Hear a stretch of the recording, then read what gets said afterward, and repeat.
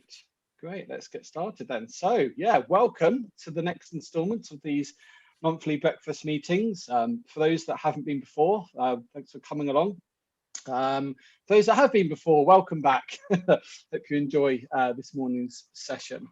For those that are new, really the only point of these talks is that can you leave feeling better prepared or to make smart decisions with your money. And every month there'll be a new topic that is talked about. So last month, for example, for those that were there, we discussed the different investment platforms and applications that one can start using when it comes to starting to invest your money. But today it's all going to be around money mindset and your relationship with money. You know, is your relationship with money a good thing or a bad thing? And let's discuss that, and let's try and support you with that.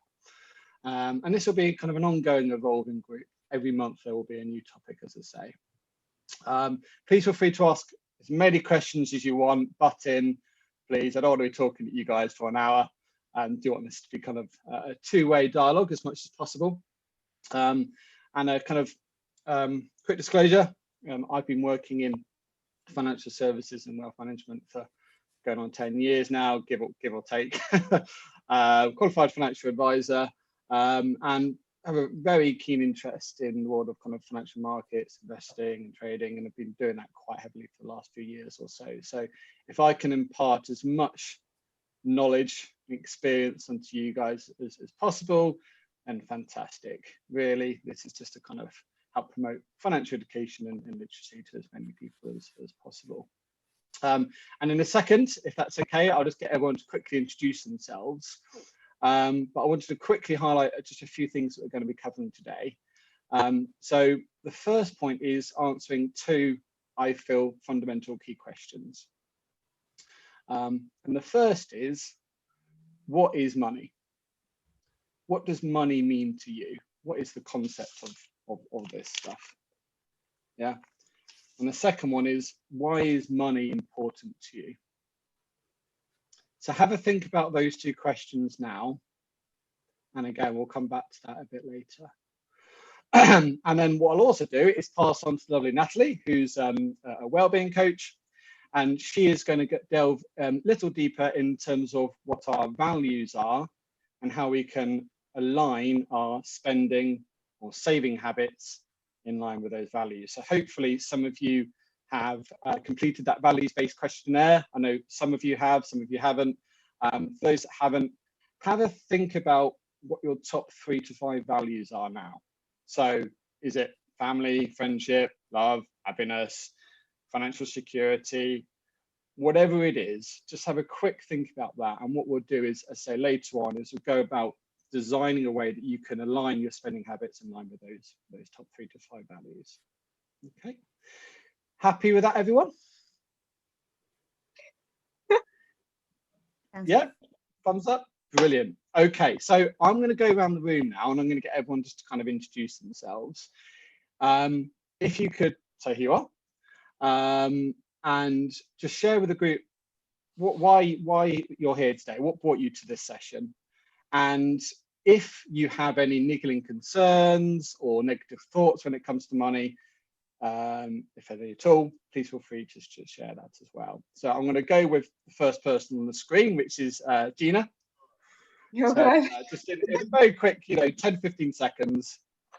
What brought you here, and do you have any kind of negative thoughts or anything like that, or any concerns? Not really negative thoughts. Hi everyone. Good morning. Yeah.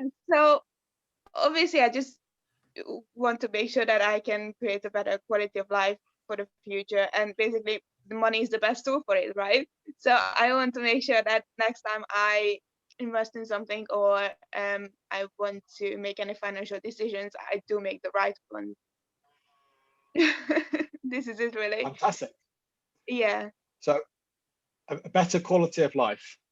Yes, indeed. Brilliant. Fantastic. Okay, I might come back to that point a bit later. Actually, I might pick on you, Gina, if that's okay. Fantastic. Okay, thanks for that. Samantha? Hi, I'm Sam. I'm here because I've been part of a book club doing personal development, and this month's book of the month was about money mindset. Because we're trying to create success amongst the group and what have you, and grow. And my money mindset's not been good. I used to have a very good money mindset when I was younger, until I got married and divorced and bereaved and lost my parents and stuff like that. So and then my money relationship has deteriorated quite somewhat. And I was quite shocked when I did the personal values thing, because the only money related item that comes in the top 10 is about giving it away. It's about giving contribution and giving it away to others. So I don't have a very good relationship with money, and I don't plan for the long term, and I want to do something about it, and now's the right time to do it. Amazing. Well, thanks for sharing that. And I'm really sorry to hear about your parents. I know you kind of emailed me about that the other day, didn't you? And hopefully we can talk about that a bit later on. Thanks so much for sharing that. Jose. How do you pronounce my name? Jose. Right, after all of this time. Okay, we'll talk about it later. Jose. Hey, there we go. We're getting there. Okay, Jose. cool. Yeah. Okay. I didn't say Jose. Normally I say Jose. I said Jose. Well, okay. There we go, guys. Well, thank you for the opportunity to be here today. Well, apart from knowing David for a while, I definitely want to learn more about how to invest in a smarter way. I'll probably say in the past 10 years, I made 3 very bad investments that left me pretty much, I wouldn't say broke, because I can still put money on my table, on my plate.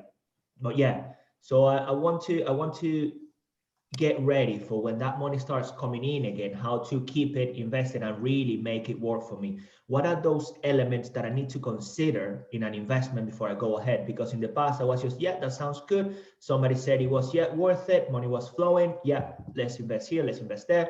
And now I don't have money to invest. So that's what I'm here for. Right. Yeah. So what happened with those investments? Did the markets fall and did you just lose the money, or? Well, I started with Forex. Okay. Yeah. And I rushed into it. Again, part of my personality and those values got involved. Then I invested with not my younger brother, my older brother in Panama. I invested with him in a franchise, and I invested with him in another franchise over in Puerto Rico. And the 2 markets were about to crash without us knowing before we invested. So yeah, all of that money is kind of gone. Right. So yeah, that's me here now coaching people, which is great. Don't get me wrong. I want to do more of it. And I also want to have my money working for me, because I like business. Yeah. Business and marketing is what I like a lot. Yeah. Right, it'd be great to hear more about that. So, Jose, perhaps we can talk about that more after this session. Brilliant. Thanks for sharing that. And Natalie. Yeah, so as David mentioned, I'm a wellness coach. I trained a few years back, and for me, this area is super interesting. And from my point of view, I have a lot of kind of negative beliefs around money from my childhood, which were instilled from my parents. And I think a lot of people are like that. We kind of take on the conditioning around what we learn around money from other people around us.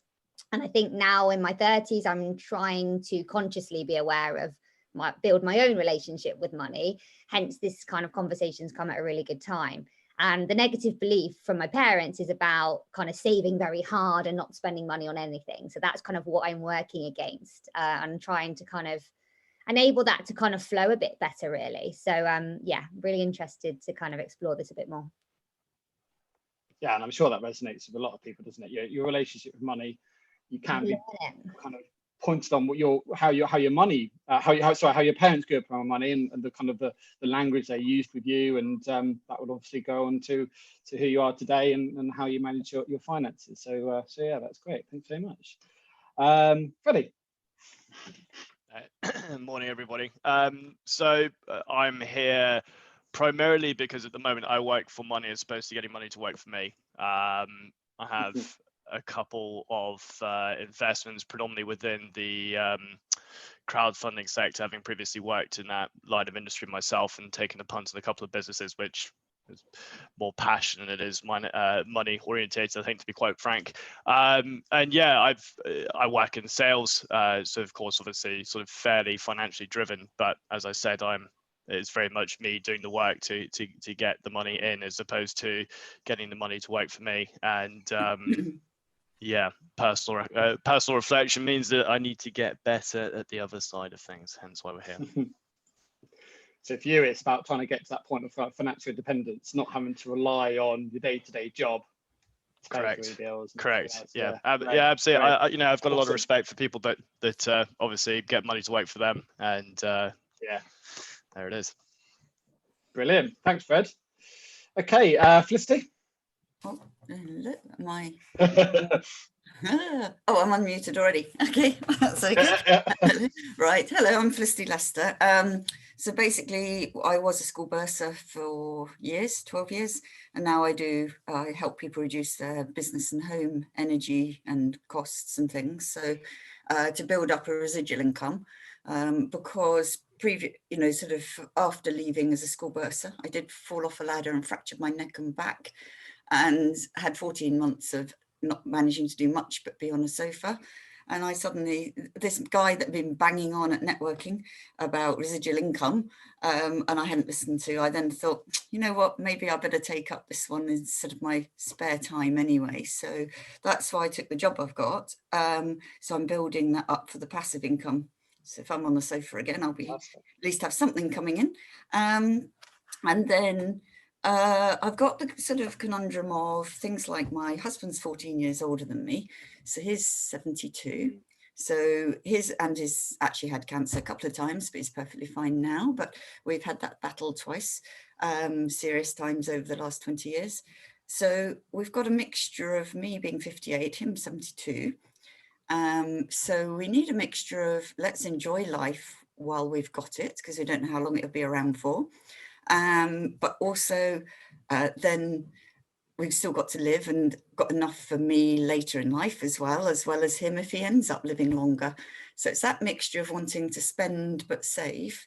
So that's a bit of a conundrum, because he really should be able to, he's semi-retired. He's been forced a bit retired now because he has to travel to Eastern Europe if he does his work, basically. So he's got no income at the moment. I have the battle as well that I seem to spend so much time helping charities, helping other people, like the 95-year-old around the corner and the 81-year-old and all these different people. So I do spend much too much time doing that kind of thing, and I need to focus more. I am about to start a, coaching course to try and make me focus more. So I'm starting that to try and make me maximize the time I do working to get maximum income. So that is my one tick in the box that I've started to do positively, because I mean, things like last Friday, it was 6 hours I spent with a 95-year-old sorting her paperwork out for free and things. And, I've got to start focusing a bit more. In the past, we've made some bad investments, I must admit. A bit embarrassing, but this is confidential, isn't it, with everyone? But what we did do is when he got his first cancer 20 years ago, and the girls were 5 and 6, we thought we had no income instantly because he was self-employed and I was job hunting. So I lost my job. Well, couldn't job hunt because I had to look after him. But we then invested in buy-to-lets. So that was a big mistake, because we thought, great, we'll have buy-to-let. Regardless what happens, we'll have an income and we'll have something to sell later. All three have gone tits up.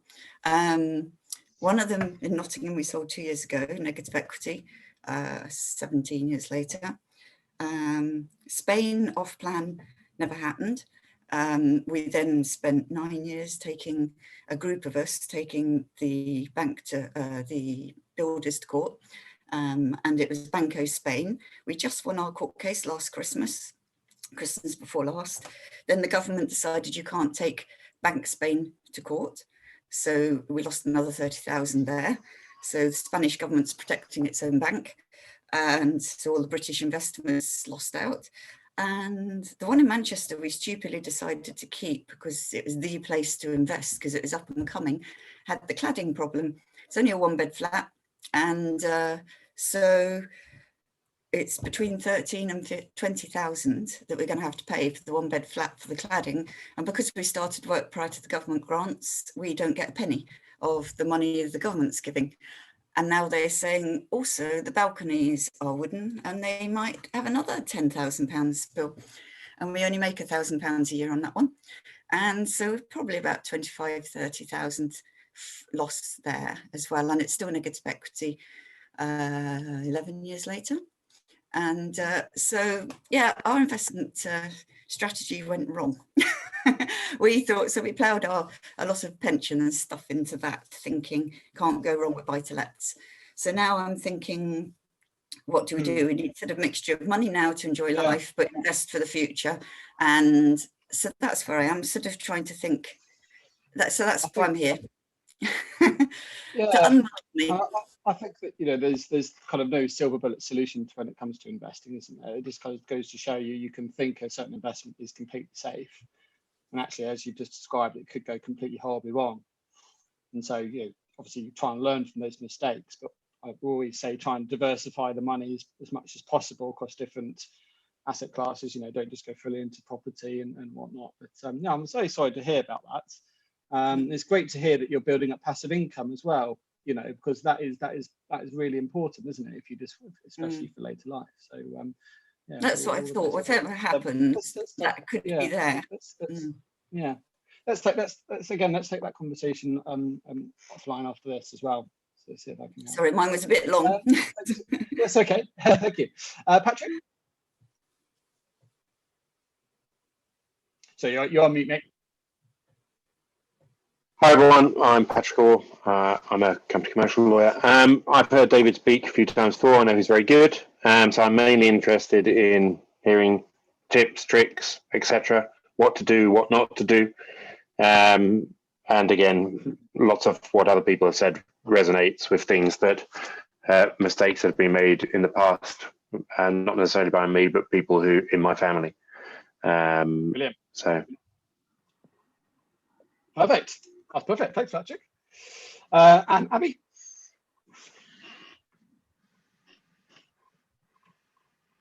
Good morning.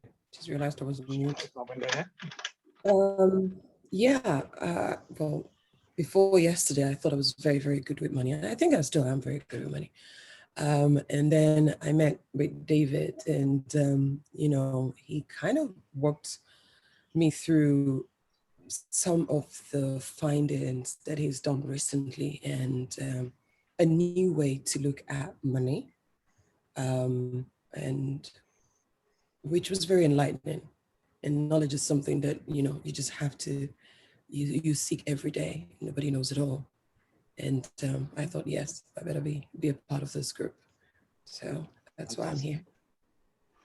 Thanks for that. That's very kind of you. I didn't tell her to say that, I promise. Yeah, brilliant. Thanks ever so much for that. Thank you. And last but not least, Alan. Morning, guys. Sorry I was late. Yeah, so for me, I mean, since moving to the UK, I've been here for 4 years now. The first 2 years were just traveling and not doing a great deal of working or investing for that matter. So I guess it's just having a look around. I mean, having my own business now, probably investing a lot of what I do get back into the business to really sort of get it to a point where it's self-sustaining and really sort of generating the most. I think that's, you know, based on a lot of conversations I've had, the best return that you can get is probably from investing back into your business. Maybe not the most safe thing at the moment, because as you were just saying about diversifying, but obviously it depends on the business you're in. But also I think, you know, I get really interested by the different mindsets that people have about money and how they talk about money and their relationship to money. So yeah, that's what probably. Yeah, that's so clear, isn't it? I mean, you know, Natalie and I want to develop a whole workshop solely focused on that. You know, what language are you using when you come to talk about money, or how are you thinking about money, and those negative connotations that might have further on down the line. You don't even realise we're doing this. Yeah. So this really is kind of the starting point to, you know, a whole host of sessions that we can do. And, you know, today really is just kind of scraping the surface. So I'm going to kick start now. And as I said at the beginning of the call, what I'd really like to do is start with a question. And just please shout out, what do you think that is? What do you think money is? Shout some answers out. Is it just paper? Is it plastic? What is it? What is this? Freedom. Exchange. Exchange. Yeah. Go on. Power. Go on, Owen. Status. So it's status. Yeah. The more you have of it, the kind of the higher up in society you are. Okay. Fine. Yes. Owen, can I come back to yours? You said exchange. So an exchange of value, an exchange of energy. Exchange of energy. I like that one. Exchange of value, yes, as long as the two parties agree on the value, Yep. Of course. Exchange of energy, I like that. Anyone else? What do you, if an alien was to come down to Earth and say, and you try and explain to that person, that being, what that is, exchange of value is a good one. Or the ability to swap, sort of to swap that for whatever you need or desire at the time. Yeah.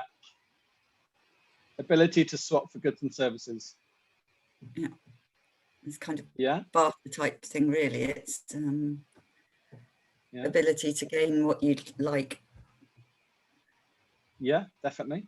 Again, you need to kind of base this on some sort of intrinsic value then, don't you? So how would you put value on that? I guess is the question. But the whole right. So something that I heard, and these are all fantastic answers. Something that I heard the other day, which really resonated with me quite well, and it's certainly kind of changing the way I think about money, is similar to what Aaron said. Is money is something you trade life energy for. Money is something you trade life energy for. So trading time or energy for money. Let's have a think about that for a sec. So what you're effectively doing on a day-to-day basis is you're selling your precious time, which is the most precious commodity there is. We only have a finite amount of it, don't we, for this stuff, which really intrinsically has no meaning to it, does it? You know, really, this is just fiat currency. I mean, the only value it derives is the value that the government says it provides. Time is where we provide most of the value in our life. So how much time am I willing to sell for the bits in my life? So for example, this laptop that I'm working on right now, the car that's sat outside, or the diploma that's hanging on my wall. And how many hours of my life did I invest to get those things? And just to kind of drill a little bit further down. So it's a kind of a crude example. Let's say you're earning, I don't know, £50,000 a year. Okay, now that roughly translates to about £25 an hour. But then how many hours and how much money are you spending going to work, spending money on all the food that you're having when you're at work, buying the business attire that you may need, you know, a suit, for example, going on holiday. So what you might want to do is work out, and I'm just going to share something with you guys really quickly, because this just helps to illustrate this a bit better than what I'm saying. So give me 2 seconds. And I would encourage you guys to actually go through this exercise yourself, if you can, in your own time. So hopefully you can see my screen there. Can you guys see that? Can you guys see that okay? Yeah. Yes. Yeah, fantastic. So bear with me here. This will start making sense. So you're earning £25 an hour. Excuse the dollars. You're working 40 hours a week. But again, how much time are you spending? Oh, sorry. God. Sorry about this. Oh dear. How much time are you spending, as I say, commuting to work, eating the meals, going on vacation? You might want to then start adding up the total hours you'll spend doing those activities and the money that you're spending on said activities. And then what you can work out is what your net amount that you're earning per hour. And in this very crude, rough example, we've whittled that down to 10. Okay. So again, I would encourage you in your own time to kind of do, and I'll share this with you after the call. Just do those rough calculations yourself. And then what you can start saying is, right, okay, fine. So I know what my net hourly wage is. So what are my spending habits? How much am I spending per month, for example, on buying magazines down the corner shop? Am I spending, let's say, £80 a month on magazines? I don't know.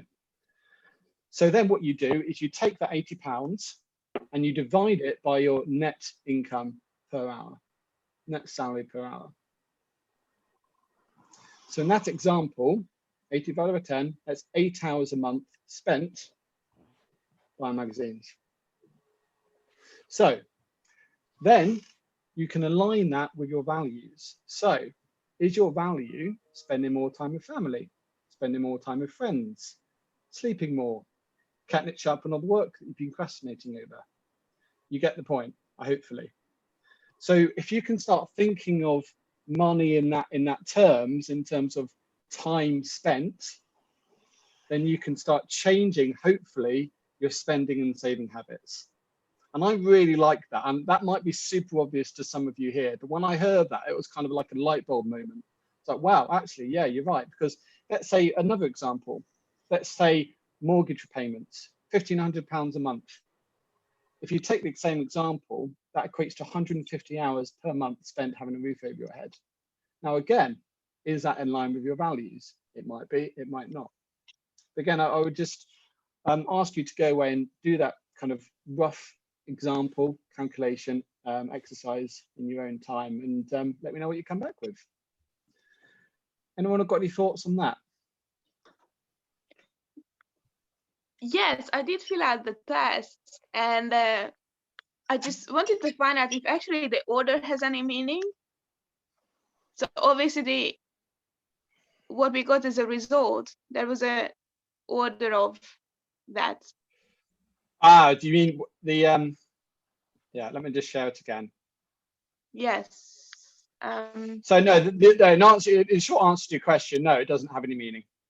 Right, you can, okay. you mean these costs, these adjustments?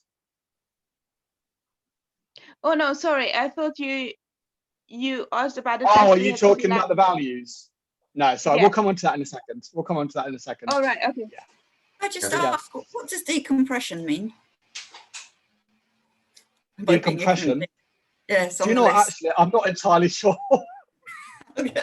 Oh, it's not just me then. Maybe they're a I scuba don't know, diver. some Yes. American terminology. This was taken from this book. You'll like it, and this is American, like, some weird American terminology. I don't know. We'll skip past that bit. But you get the You rough say, idea. Aaron, it's decompressing after having fun scuba diving. Yep. I think it's really Well, good. In the past, that's been a long time, but no. Yeah. But it keeps you like focused on the important thing. It kind of reminds me of, you know, when you're talking to a business owner and one of them, they could be in exactly the same industry, and they both have one has $1 million business, £1 million business, but they're only making, you know, a 5% profit compared to someone right next door doing exactly the same thing, who could have a £500,000 business, but they're making 50% profit. So it's really, you know, what are you actually getting out for what you're putting in, and what are you measuring, and how important is that in line with what's important? 100%, definitely. Yeah. I'm also Anyone actually else? think we're going through this process at the moment because we're thinking of moving house to get the equity from the house, and then we're deciding how much it's worth spending on the next house as to how much equity we want to spare.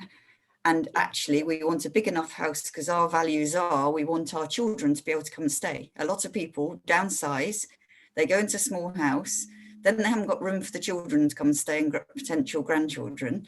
And then they don't come visit very often because they have to rent a place because they can't fit in. So our values would be actually that we enjoy still going to my parents. And last Christmas, 11 of us crammed in, including the playroom, having sofa bed. But that was really important to us. So they've kept a bigger house, costs them more, but their value in Yes. life is to have us and grandchildren coming to stay whenever we feel like it. So we're going through, but this is a very interesting, good way of reinforcing that and making us think, what is that value? How much do we value that? And how much will we keep spare? Well, hoping we are moving out of sort of near Surbiton, which hopefully will give us enough money to then enjoy life a bit. So, because, not that we can travel, but travels are one thing in life that we both have very much in common, travel and walking and things. So this is a really good way of making you focus on it. And I think when it comes to buying bigger houses and things like that, it can almost get to a certain point where you reach maximum fulfillment from buying those things. You know, how much fulfillment is going to be buying a bigger house for you?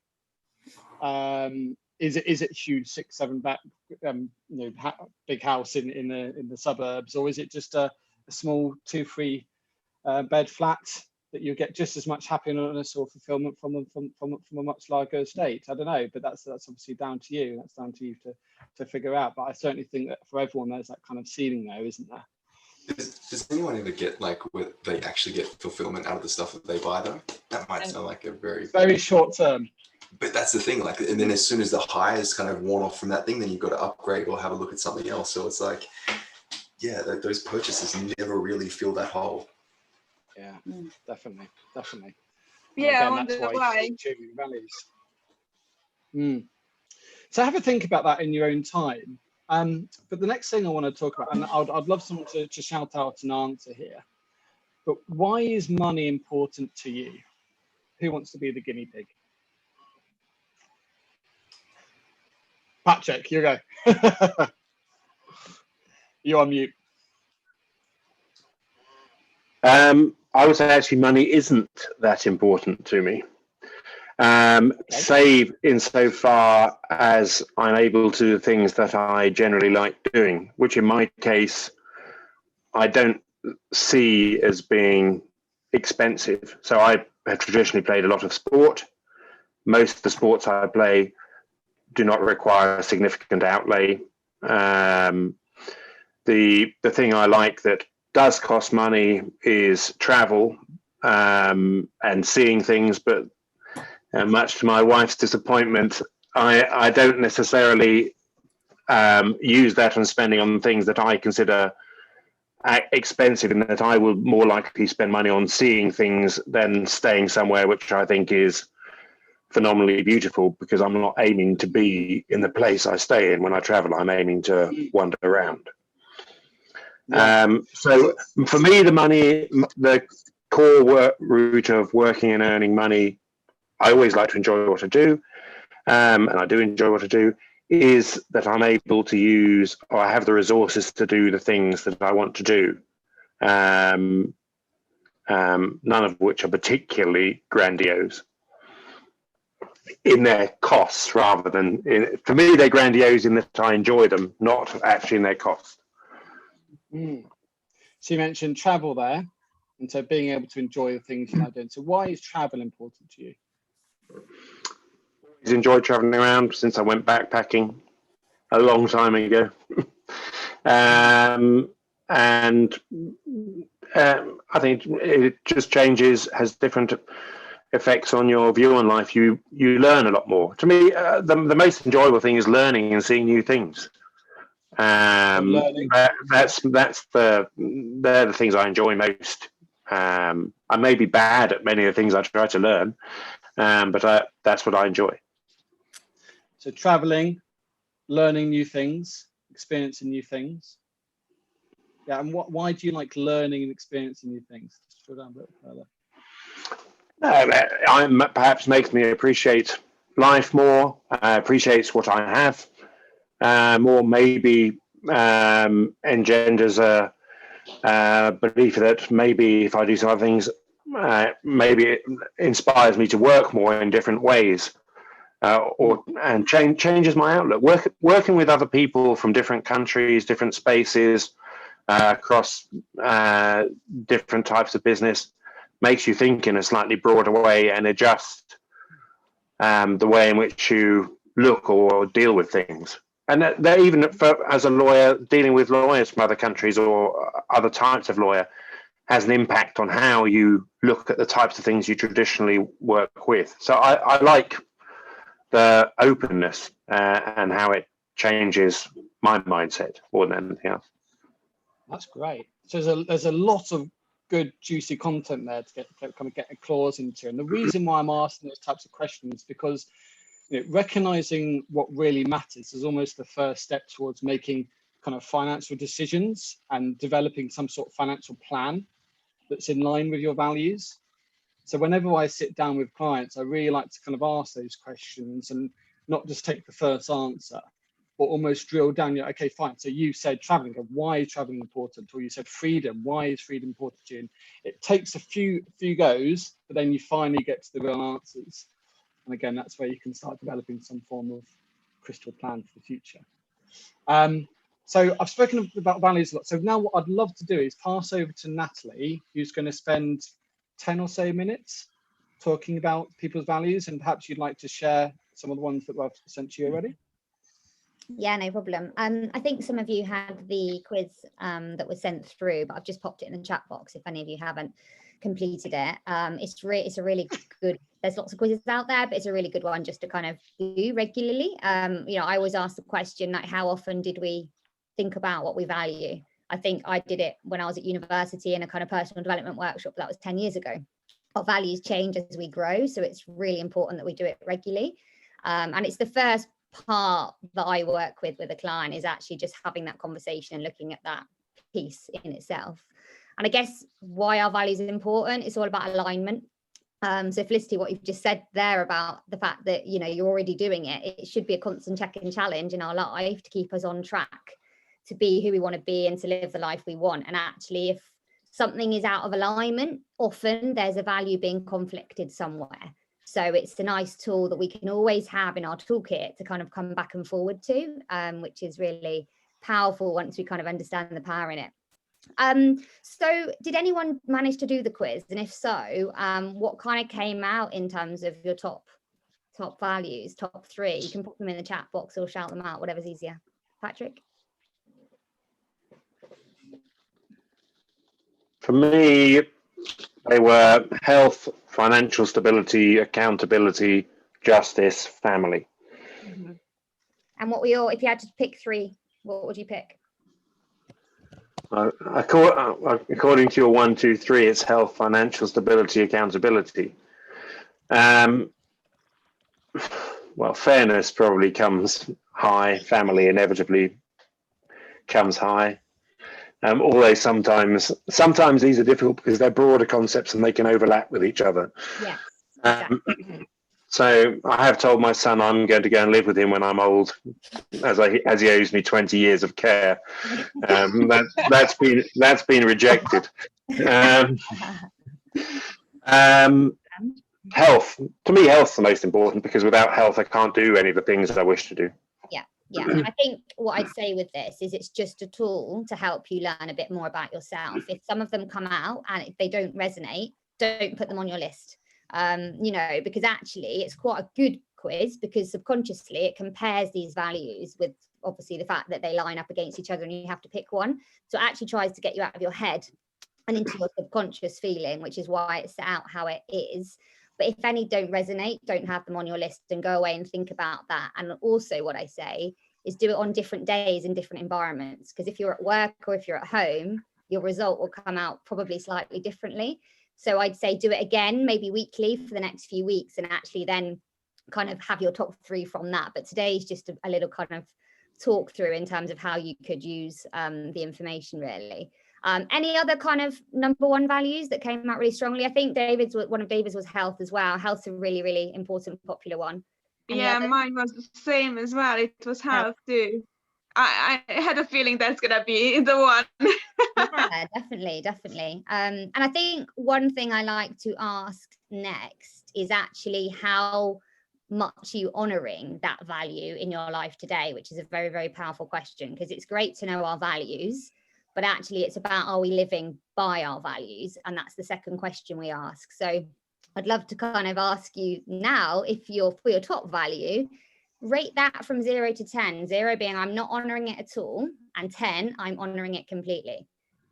shout out what we feel like we are, because actually that's the test, that's the real test. Like, are we honoring that in our lives today? Patrick, you're nodding. What would you rate? I'm picking on you. Not high enough. No. Too much time sitting at a desk. Yeah.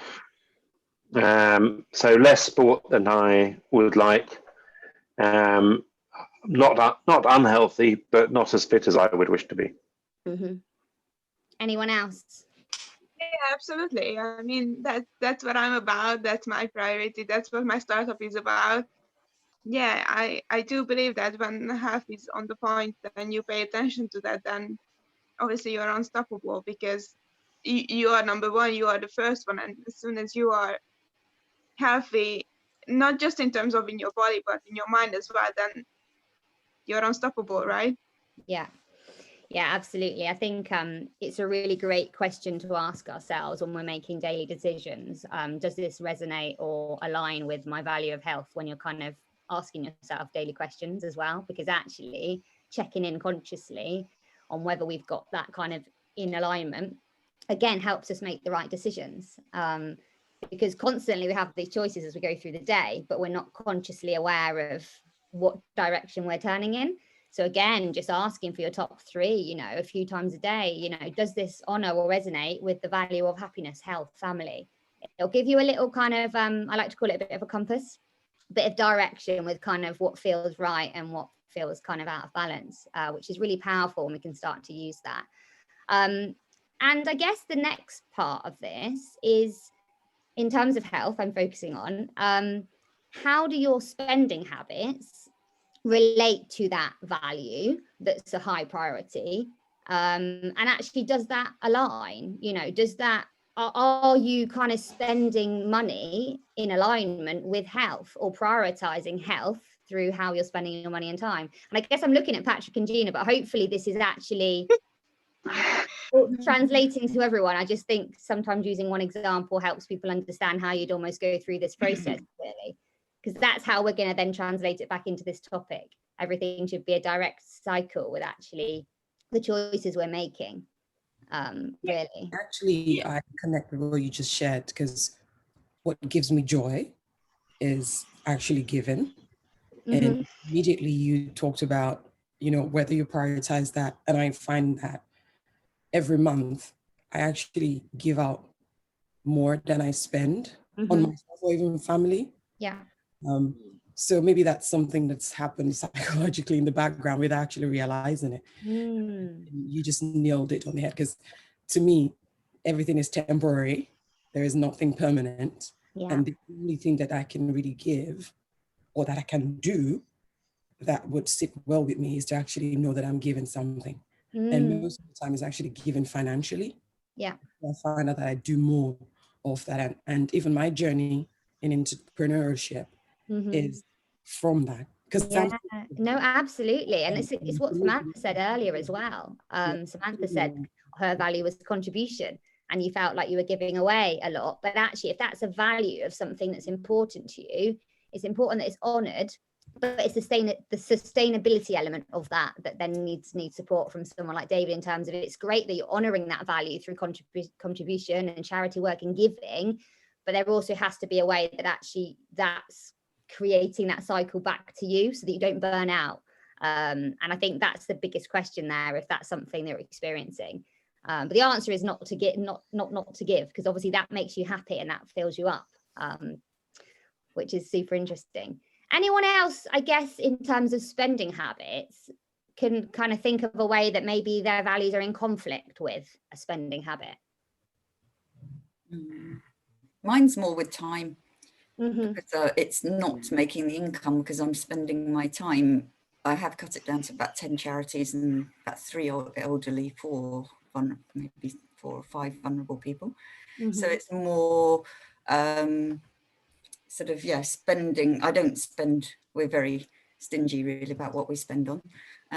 We don't spend a lot on much, but on the yeah, that's the sort of more, it's actually, I'm trying to reassess to go the other way. I have cut it down to about 10 charities now that I help, but that still eats all my time, which eats into my family time, because then I end up, the bits of time I do end up working as well. Well, I work long times as well. So it's a mixture. By the time I've done fulfilled myself, because I like helping people and then I feel I can't let off, that's very selfish really, because then I end up spending a lot of time trying to work to catch up, which means I don't have the family time, which is my real time. So I'm sort of more recently trying to reassess that. So I'm trying to rein myself in and learn the word no.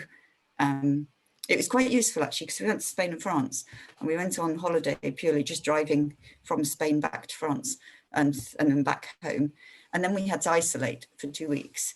And it was so a useful exercise, because I realized how much I run around helping other people unnecessarily. And some of them could do it on their own. They're just lazy toads. And I used to go off to the 81-year-old and, you know, sort out her things and everything, to find she then rang up saying, hey, can you come to, do you want to come to Squire's nursery for a cuppa and things? And I'm thinking, and she drives.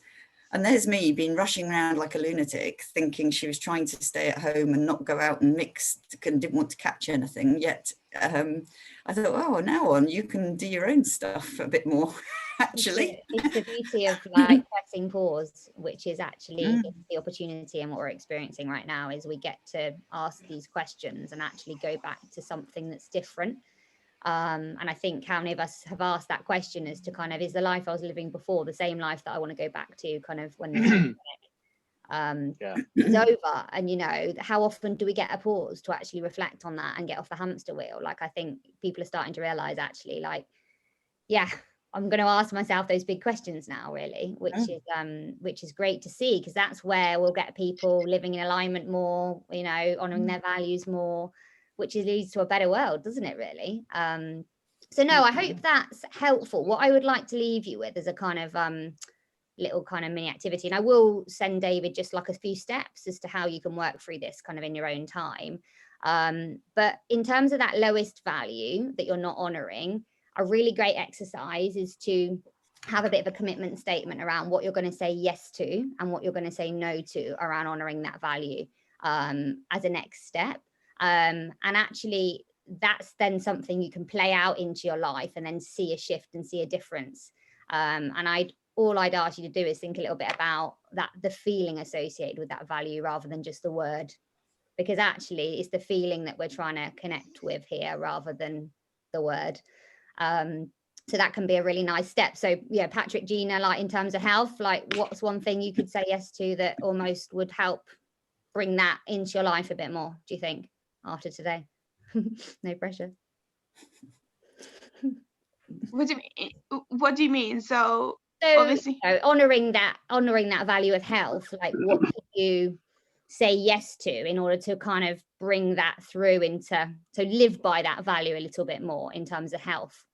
Would that mean being more active? You know, would I can't do any more than I already do, because I do I do all of it. Honestly, I do work out, I do eat healthy, I do pay attention. I started to meditate and journal a couple of months ago, so I'm keep improving that for sure. Yeah. My startup is all about that, so there's nothing more I can possibly do. Although I can always improve it, everything that I do, but it's good that you're on that track. You're already in alignment with those things. Yeah. Patrick, you're smart. Anything you want to share? Well, when I met my wife, I played sport every single day. And now I don't. So the natural deduction is divorce. But she's very scary, so I'm not going to do that. So probably it comes down to something Felicity alluded to, and what I actually talked to at with Aaron's excellent event on Monday, which is being able to say no to things that we do that, to be frank, perhaps It's not that we shouldn't do them, it's that we haven't really got time to do them, because that frees up more time to do the things that I wish to do. I think that's probably more, which is kind of what Felicity was alluding to. And it's not because you don't wish to do them because you don't want to help other people. It's simply that we waste time, and that takes away time. Yeah. They're holding you back from actually getting to the point where actually you're living according to your values. And actually we call them the shoulds, which is kind of what you alluded to. So anything you think when you're asked that question, oh yeah, I should do that, that's a sign that actually like that isn't something that you're being driven to do, that's aligning with a value. That's actually preventing you from connecting with a value. And it's those shoulds sometimes that are holding us back, which is interesting. Well, I mean, you end up in a moral dilemma insofar as some things, particularly with if it's work related, where someone needs help but they can't afford help, and you wish to help them because that seems fair, but from a business perspective, it's probably a poor choice. But then you end up in a moral dilemma. So it's those types of things, really. Yeah, definitely. Perfect. Well, no, thank you, everyone. And like David said, I think we're going to go on to talk a little bit more about kind of the thoughts around money and as well as language, because actually a lot of that is subconscious behavior that actually is affecting how we are out in the world and our relationships with money. And actually it'd be really interesting to kind of like dive into that a little bit more, really. But yeah, hand back over to you, David. Yeah.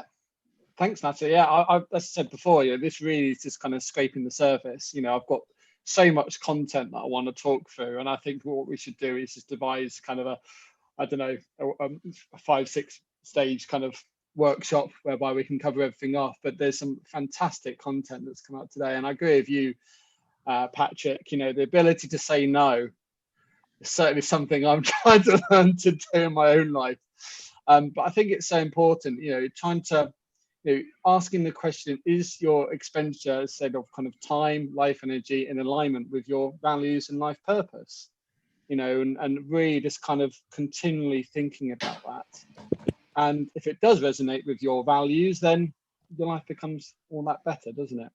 I'm very conscious of time. I actually can't believe how quickly this hour's gone. What I'd like to do is touch upon one last thing before I let everyone go, and think about these in your own time, because often when I talk to clients about creating kind of financial well-being, the first, I kind of break that down into 5 elements. Now, I won't go into all 5 of those now because, as I say, we're running out of time now. But what I'd like everyone to do is get a pen and paper out if you can, and just start thinking about what your motivations are. Okay, so as an exercise, list down from 1 to 5 things you'd like to do that makes you happy. Okay, so from 1 to 5 things you'd like to do that makes you happy, and 6 to 10 what you currently don't do but want to do. So from 6 to 10 what you currently don't do but want to do. And this is a perfect way to kickstart a plan. And then ask yourself, how does what I've written down coincide with your values? Will this bring me more well-being and happiness in my life? Have a ponder about that, and perhaps that's something we can pick up in the next session with Natalie. What does everyone think about that? They're big questions. Yeah. That's more difficult than it sounds like, Don't shout any answers out now. Go away, have a think about that, and perhaps we can pick that up in the next session.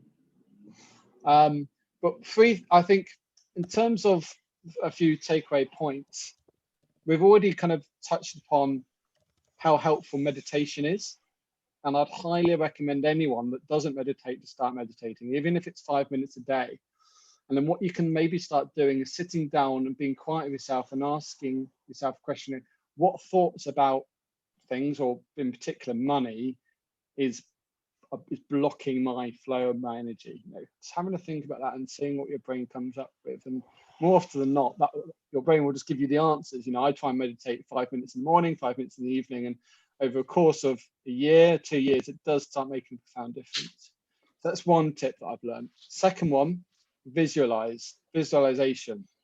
You know, if you want to go on more holidays, if you want to buy a luxurious car, think about having those images plastered all around your house if you really want to. But visualize what it would mean to you having those things or having that money in your life. What does that mean to you? Again, try and align that with your values. And the third one, which I found quite funny, this is something I listened about, write a letter to money. Yeah, write a letter, a paragraph. That could be you slagging off money, saying how much you hate it. Could be saying how much you admire it, how much you love it. I don't know. But see what comes out with and be honest with yourself. And again, perhaps we can pick up what you come out with in the next session. But just have a go about doing those exercises and see what comes up. Is that all right with everyone? Yeah, just a quick question. What would be the purpose of writing the letter? What are we hoping to achieve from that? I've done that. I've written a letter to money because it was in that. Yeah. And what it showed me was how I really felt about money. Because when you're writing something so personal as a letter to someone else, like if you were writing a thank you letter to a relative for a gift or something, really put your thoughts and feelings and heart into that letter. So when you're writing it to money, whether you're hating it, loving it, whatever, you start unpicking things as you write about how you actually really feel and what you want to do about repairing that relationship. It's like having that relationship with the money.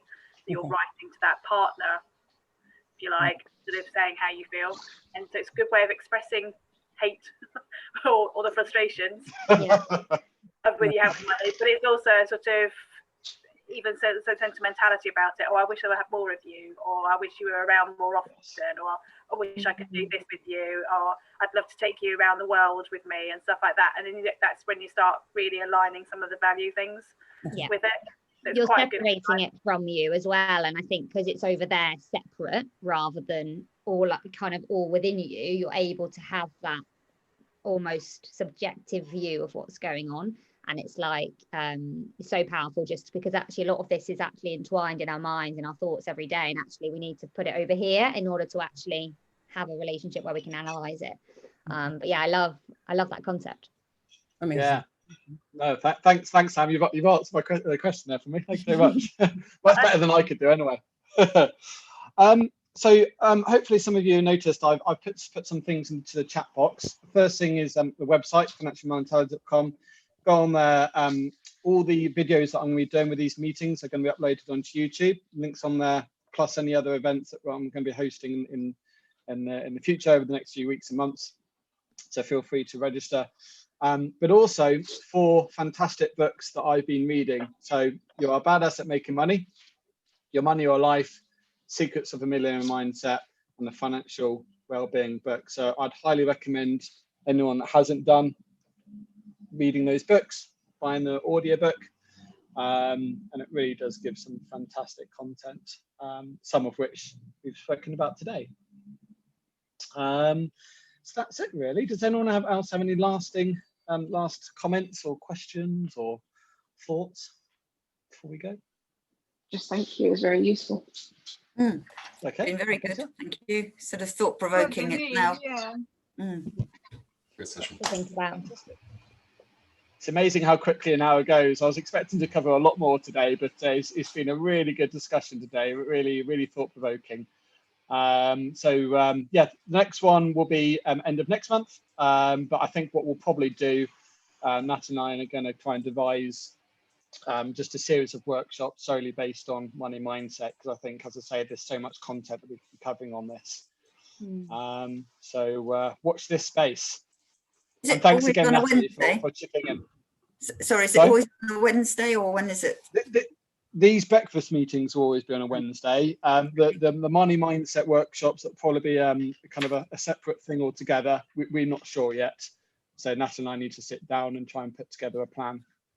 But I'll certainly let you know. Okay. When would be good for everyone? Not on the Thursdays. Can you make sure it's not on our Kingston Surbiton Omni Local? Because tomorrow is anyone's welcome if they like. We've got our business networking group, so Aaron and I both run it. So if you happen to clash with our every other week meeting, we won't be coming. So that's fine. We could do an afternoon session if that works for everyone. or an evening session. But I always think that in the morning my brain works. I don't know about you guys. I'll start shutting off around 5 o'clock. I think having these conversations Right. first thing in the morning, it's good because it kind of sets you up for the day as well and gets you looking rather than just being in autopilot. Yeah, you can just happen to avoid from the 22nd of October, every fortnight. Yeah. Avoid that one, please. Okay.